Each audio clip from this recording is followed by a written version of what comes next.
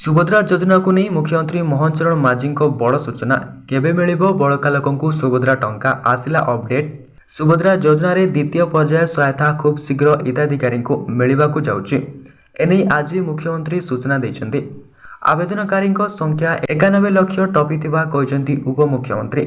4टी slab रे हिताधिकारी पाइबे सुभद्रा किस्ती सहायता टंका। बीजेपी रो एक दलीय कार्यक्रम रे मुख्यमंत्री मोहन माझी एही गुरुत्वपूर्ण सूचना दैछन्ति। कहते आगकू भौणी मानक जो पर्व आसुछि सेही पर्व दिन बाकी 25 लाख महिला को टंका मिलवा नहीं से आशा रखिछन्ति।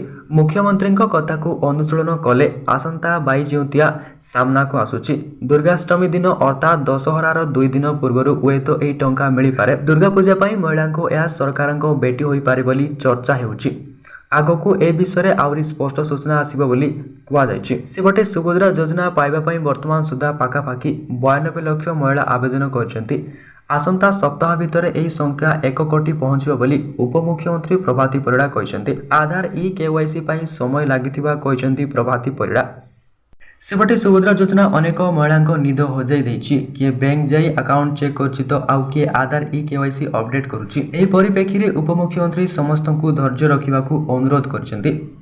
मार्च 8 पर एभली स्थिति हेबो नाही। कोनोसी योजनार आरंभ टिके कष्ट होइथाय बोली कहछन्ति प्रभाती परिड़ा।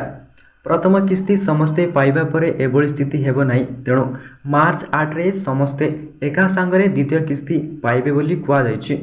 एपरि सठिक अपडेट पाइबा पई चैनल को सब्सक्राइब करंतु एवं वीडियो को लाइक करंतु।